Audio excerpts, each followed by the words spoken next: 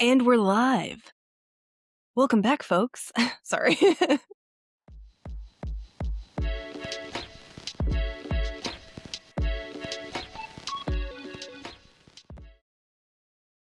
Hi, Kimberly. Hi, Meredith. How are you?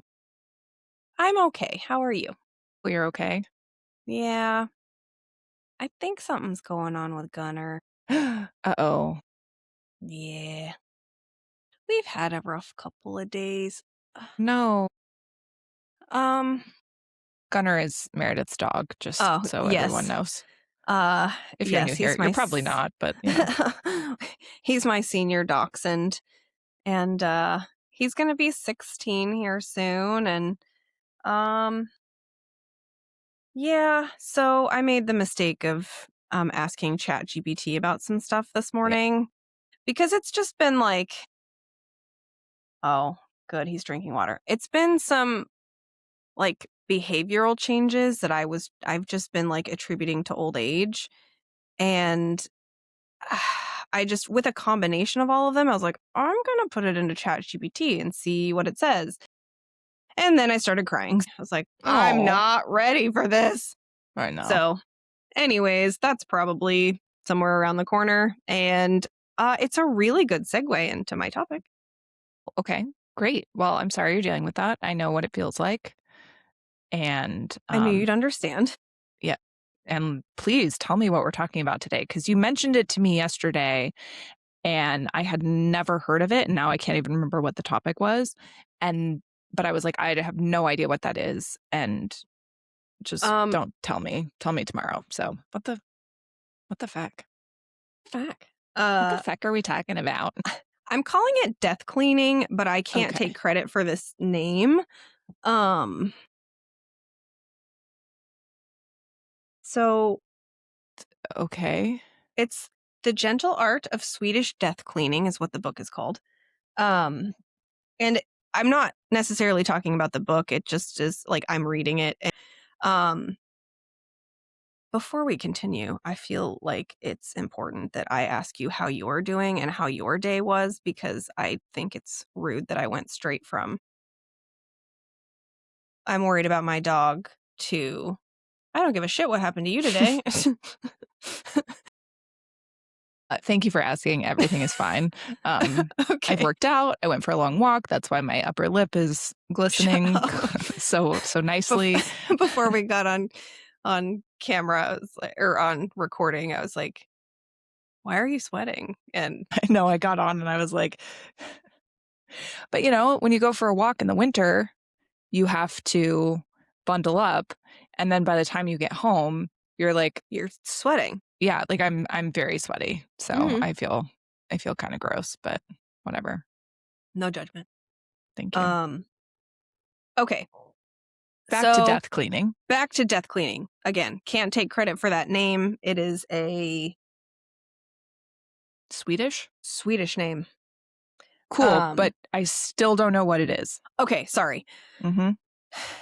It's the idea that we declutter and prepare our family for when we die so they are not overwhelmed and burdened with getting rid of all of our shit. Are you okay?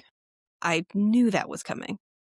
Because as I was like writing outline notes, I was like, oh my God, we talked about death like 2 episodes ago. I don't want this to We seem did? like, yeah, when we were talking about auras, maybe like 3 episodes ago, we talked about like what we think happens when you die. Yeah. Oh yeah, that's right. Yeah, We did. it's easy to forget. Short-term memory. Yeah. So I was like, I don't want this to seem like foreshadowing. It just has come up a lot. I think that we don't talk about it enough because I think we're in like a weird transition period of like people don't live in the same household for 30 or 40 years. And so people don't accumulate as much stuff, or like we're starting to get that way. Starting to. Like, I don't, but I've moved. I would disagree, and I would say that we're accumulating way more stuff at rapid rates and then like getting rid of it and then accumulating more. Okay, you're right. You are right. But let's say like I think my grandparents' generation Mm-hmm. that came out of the Great Depression went from having no stuff to not being able to get rid of stuff because they're afraid that they won't be able to have it or afford it later. And so they just hoard everything. And I guess what I mean is we went from that being the norm and like saving every document, saving every piece of homework from when a child is in school to like, I mean, now people don't get married as often and aren't in the same relationship for 50 years and aren't like, I think there are differences, but I see what you're saying. I think overall people probably save a lot of shit. Me personally, I have moved probably on average once a year for the last 15 years. Since college, I have not lived at the same address for longer than like 2.5 years in the last 15 years, which is why I can fit everything I own into a studio apartment. And Yeah. it's still taken a lot to get down to this. And also, I come from a family that likes to save a lot of shit. And now that my mom is listening to the podcast, I would like to preface this with I'm not talking shit about my family. I think this is a good thing to bring up because I don't think we talk about it. And then you're left with someone's shit to deal with. And I think we're just afraid to accept that it's going to happen eventually. So we just we don't prepare for death.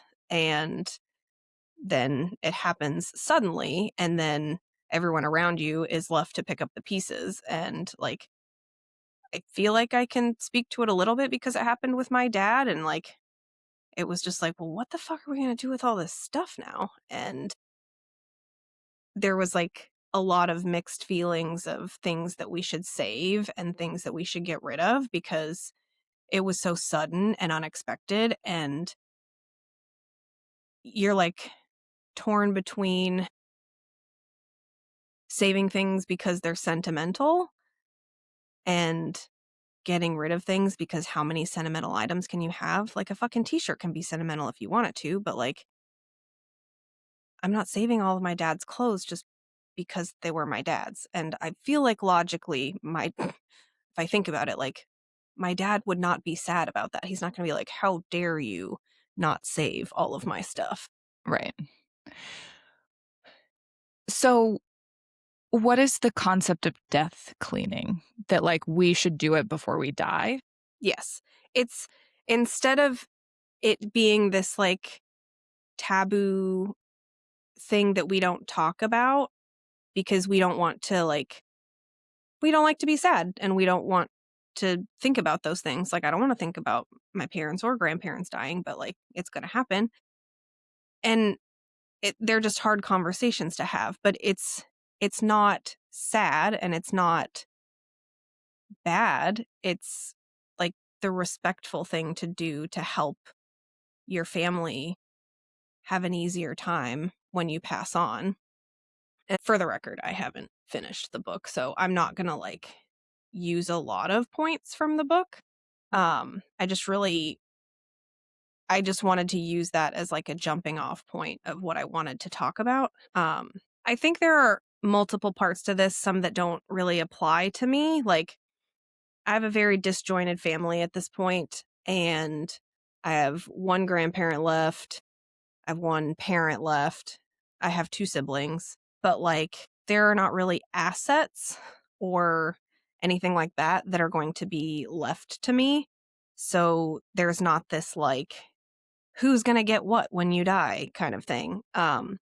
But that's part of the like premise behind this is if you downsize and get rid of things and like organize what you are saving and explain what everything is, it can help conflict when you've passed on, when it's like, here, your kids just get everything and they get to split it 3 ways or however, figure it out from there. It's like a nice way to prevent like people from fighting over things or Or being hating each other. overwhelmed with the amount of, like, I remember when it was after my grandfather passed away and they were moving my grandmother into an assisted living facility, and they had lived in that house for 50 plus years.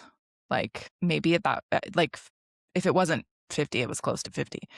Um, and there's all, like, everything had sentimental value because my grandfather made it, or my Oh, grandmother, did something with it. Like, it was like everything in that house had been touched by them. And so you're like, okay, well, what do you do with all of this stuff? Because, like, my parents already had a home that was full. right. Um, and you kind of go like, I don't know what to do with this. All of this has sentimental value. Like, I like that. I want to keep that. But yeah. It so having to like going through that, it brings up a lot of emotional shit that you usually try to avoid. But it is healthy to like look back on a lot of things and have fond memories. Like going through that stuff is hard, and I see why people avoid it because like I still have a ton of pictures and stuff from growing up that I still have a hard time looking through because it makes me think of my dad. Yeah. There and to shift from like the sad part of it. Do you remember in the Christmas or the holiday episode when we were talking about gift giving and how it's like, how we feel about it and how it can be a pain in the ass and Hmm. you end up with shit that you don't want? Yep. I think that's something that comes up a lot too is like people feel this obligation if something came from a certain person to keep things. Hmm. And I've struggled with it forever because I just kept like knickknacks and shit that my grandma got me or that my dad got me even. And like I've gotten rid of a lot of it now or that friends have gotten me over the years. And it is okay to just say like, I have no use for this thing. It is really sweet that someone thought of me, but I it is okay to let things like that go. But it's fucking hard because you feel guilty. Yeah. And where do you draw the line? I feel like I also grew up in how do I explain this? My households were very different because my mom's household was very different than my dad's household. Hmm. Um, but there was just a lot of chaos and a lot of stuff. And so I went from having a lot of stuff just like everywhere to wanting to go the opposite direction because everything just felt cluttered all the time. And like as my dad got older, he would like collect a lot of things for lack of a better term. Like he'd find things at like thrift stores or wherever and he'd be like, "Oh, I can do something cool with this or I can save this." And it just like he had this barn like on his land that he just put all of the shit and it like was going to be a project at some point, but then it just turned into this barn full of shit that we ended up having to do something with. And it's just like what what do I do now? Like, Just get rid so of burn it, egg light it on fire. essentially. So it just got me thinking about like I don't have kids, so it's also different for me, but having these conversations with your parents or grandparents is really hard cuz like not everyone wants to let go of things and like you know or what I have found has happened lately with my grandma, and I am interpreting it this way. I don't know if she means it this way, but she has saved a lot of things because of sentimental value, but she doesn't have space for them. But I don't think she wants to be the one to make the decision to get rid of it. And so she wants to give it to me and my brother. And she's just like, this is this thing that means something to me. I don't care what you guys do with it, but I want you to have it.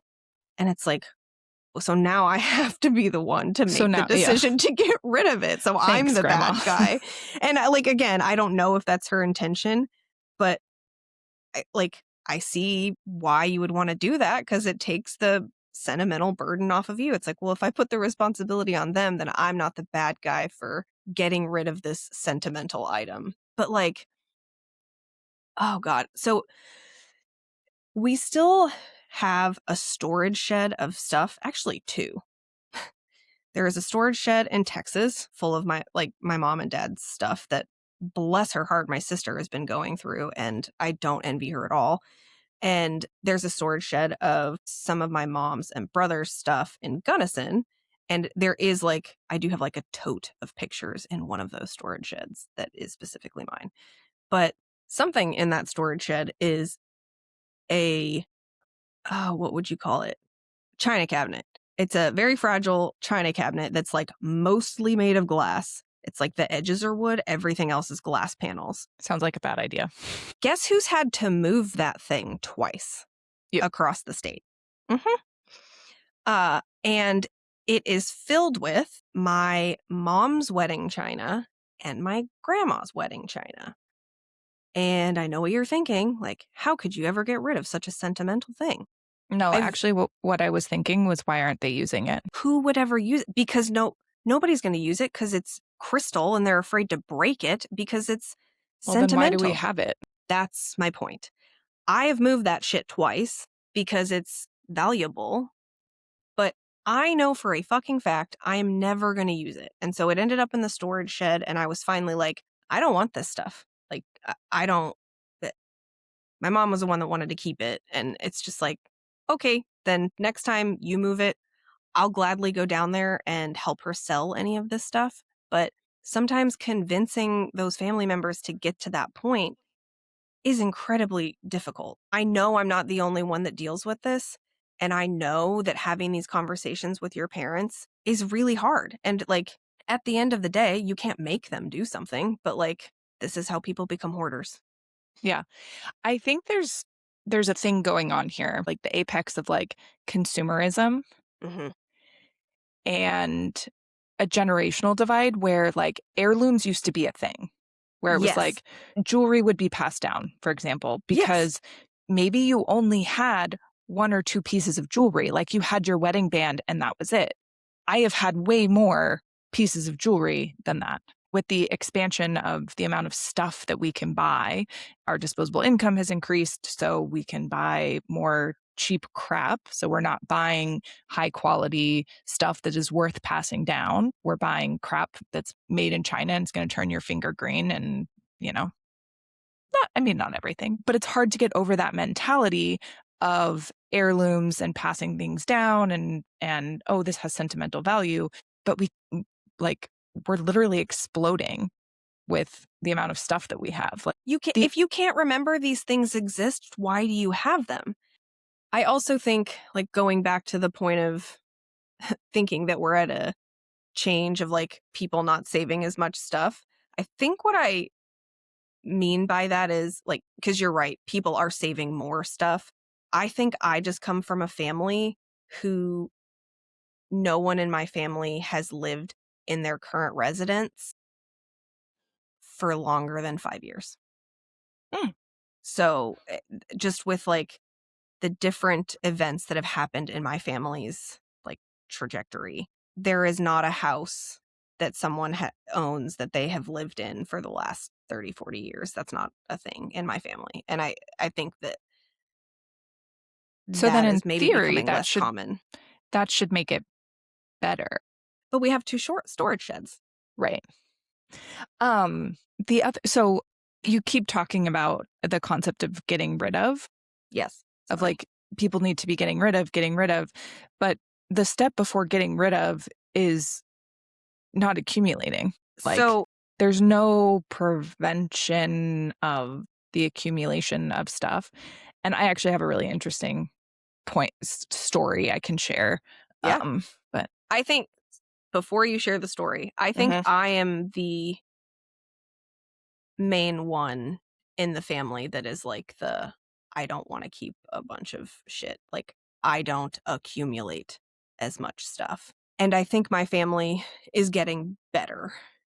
And maybe that's circumstantial, based on everyone's recent life circumstances. But I try not to accumulate too much stuff. And the reason I'm using the term getting rid of is because I just want this to be an easier conversation to be had, and for the generation before ours to not be so scared to get rid of things that they're holding on to. Because this is hard to do. And I Yeah, it's super hard. totally get it. Nobody, like, I don't want to go down memory lane either. Like, I think, like, I'll get rid of clothes all day long. I love going through stuff and organizing, but, like, I don't want to go through my dad's stuff. I don't want to go through old pictures. I don't feel like sitting around and crying all day. Like, I get it. That shit's hard to go through. So I just wish it was talked about more often, and it's just not a scary thing to approach with family because it brings up big emotions. So there is, like, your dad died unexpectedly. Yes. So how would you wouldn't have had this conversation with him. So there wouldn't have been a way to prevent this. True. It's also a way to think about living more intentionally, and goes back to the consumerism thing and accumulating too much stuff. And it's not just getting rid of stuff. Like, I think there are a lot of people that are just at the point of they have so much shit. Like, you need to start with the getting rid of part, and then you need to live more intentionally going forward. Like, we're not saving items that we haven't used in 2 years as a just in case. Being more intentional with, like, Right. So I have another question then. If he had a smaller amount of stuff, would it have made it any easier to go through? strictly emotionally, no. I mean, Like from a physical and time standpoint, yes, it would have made it easier because there's less. But like from an emotional standpoint, it wouldn't have mattered. no. But it did, like, the less things to fight over, the less it would have made that easier, because there was conflict that came up of just like, who's going to put in the time to do this? So it wouldn't have made, like, certain emotions go away, but it would have helped a lot of turmoil, and it would have prevented some emotions from coming up, because it Yeah. was just like, it was a lot. Also, this just goes back to, like, have a fucking will.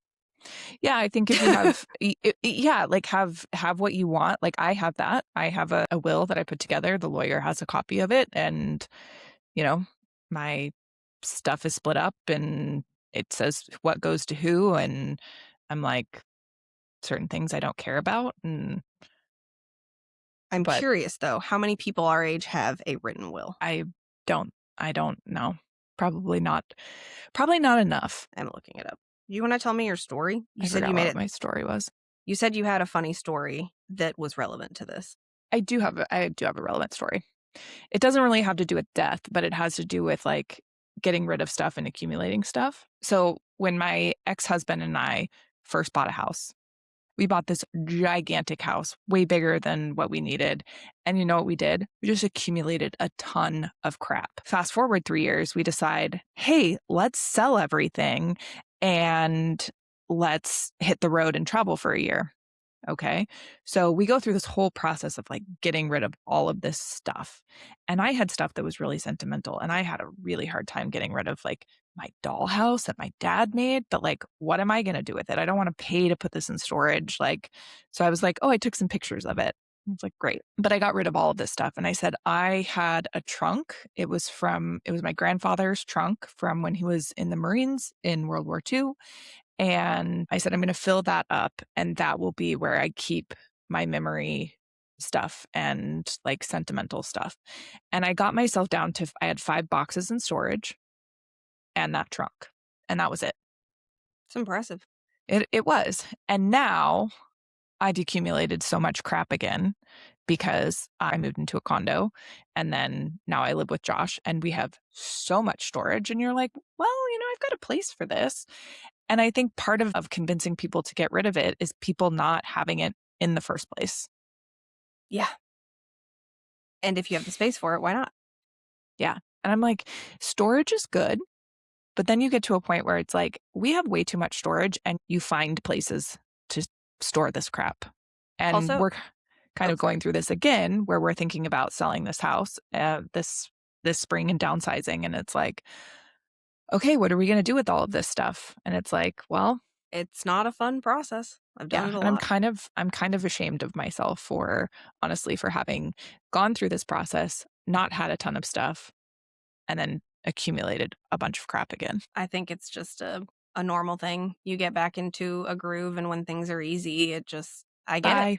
Yeah. You just click, Yep. click, boop. Amazon. Well, going back to the amount of people that have a will, around 36% of adults ages 30 to 49 report having a will.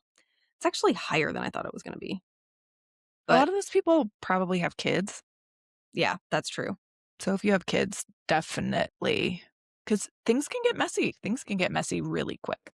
Yeah. And like, how many fucking siblings or family members like don't talk to one another anymore solely because of like a family fallout because of someone dying? Mm-hmm. Like I don't want that to happen. I don't care about any item enough to like lose the relationship I have with my family. That's crazy to me. And Yeah, but there's people have people can have really strong reactions, or people have really strong opinions on inheritance. I have a couple of really good examples. A former friend of mine, her grandmother left money to her kids, and that was it.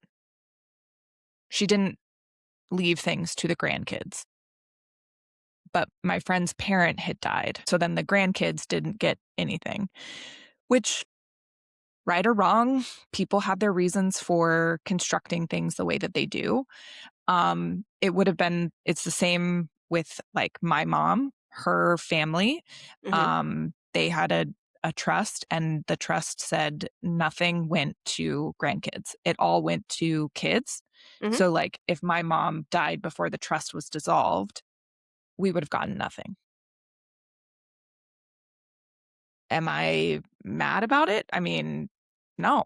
Like, it I was wasn't gonna say mine to begin with. You can't be mad about it. Like, is it a bummer? Yeah, but, I whatever. was gonna say, I think it's like, I think that's, I want to say I think that's a tough one, but I don't. Like, if it just goes to the kids, then my logical thought is, well, if one of those kids is deceased, then now it's split evenly between the remaining kids. Like, that doesn't mean it goes to the grandkid now. And like, my grandparents left all of their stuff to the kids to split 6 ways. They said in their will that they had to sell the house and split it between the 6 of them. And like nothing was said about giving anything to the grandkids. There's 10 of us. Like who like Here's your $50. yeah, like that's just too much work, and I totally see why they did what they did. And I totally see why they said that the house had to be sold, because then it's not like 6 kids fighting over what happens with this house. Like good Mhm. on them for having some forethought. But yeah, I like that is a good example, but I think that like as much as it sucks as like that grandkid to think like, "Oh, it would have been nice if I would have gotten that money," logically, I think it gets split between the siblings. Yeah, I think people and their, what's the word? Entitlement. Ah, People's yes. entitlement to inheritance just is kind of shocking to me, because would it be great? Sure, but like kind of nobody owes me anything. Like my dad makes this joke. He's like, I'm on a ski trip. And I'm like, okay. And he's like, you know what that means? And I'm like, at first I didn't, now I do, because he's repeated the joke quite a bit. But the ski trip stands for spending the kid's inheritance. And I'm like, Good. great. Yeah, it's your have money. have a great time, have a great life, like live your best life. That would bring me much more joy than having some money after you're gone, like that. Agreed. Like I don't think I should expect anything. Like Right.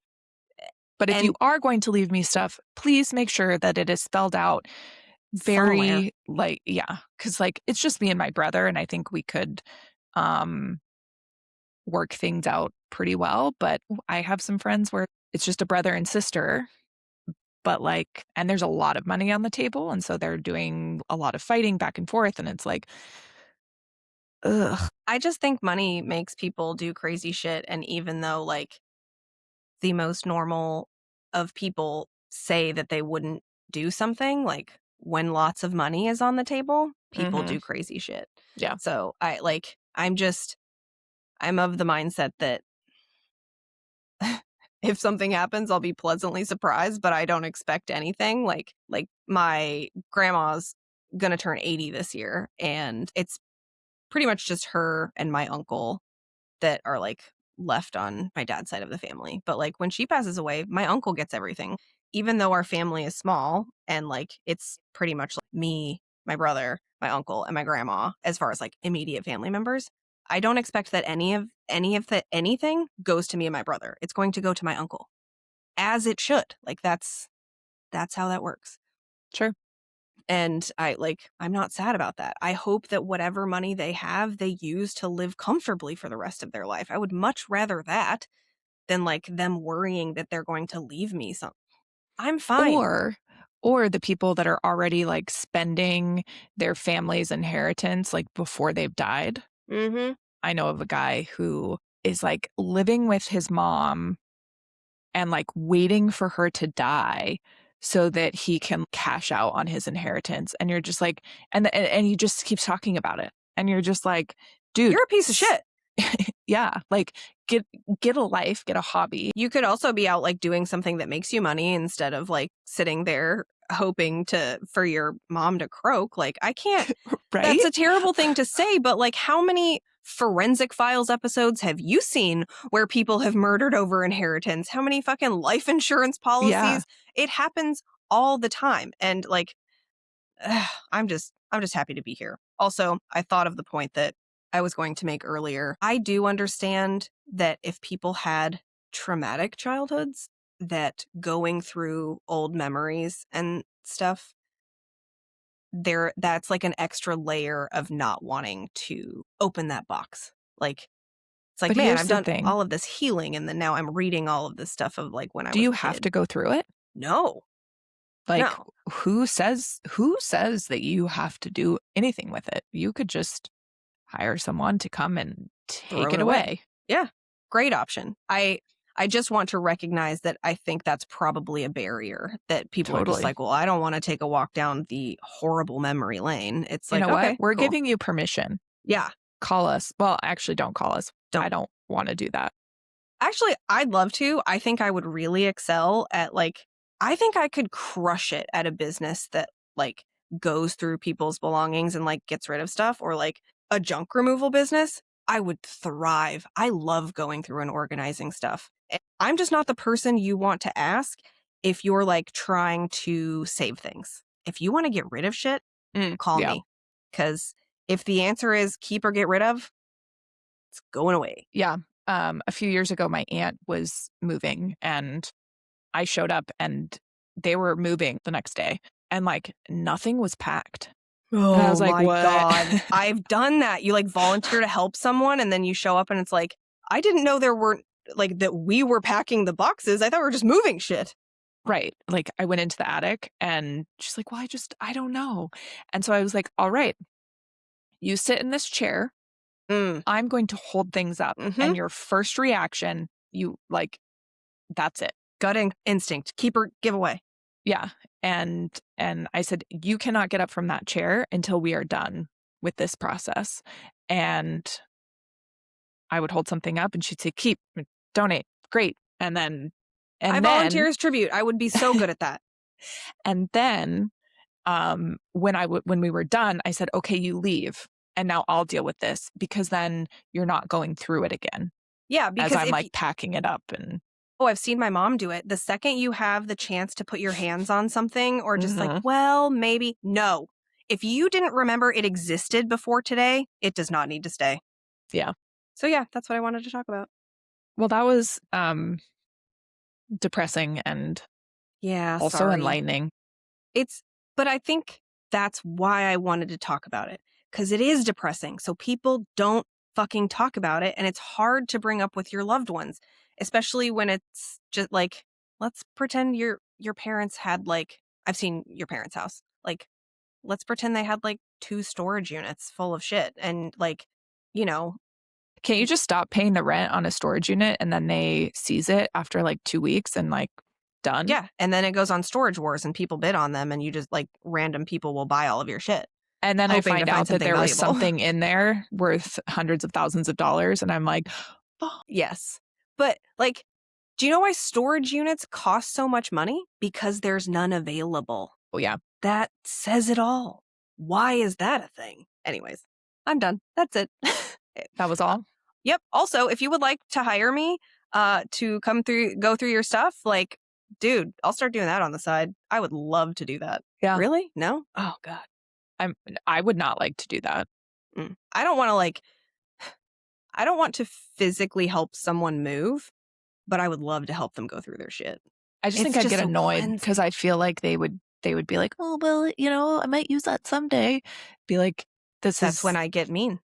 Oh, okay. So you just want to abuse people. Yeah. I want to let out my negative emotions on someone who doesn't deserve that. No, just kidding. That's horrible. Totally kidding. Meredith. I could I say that I couldn't do it if I tried. I know.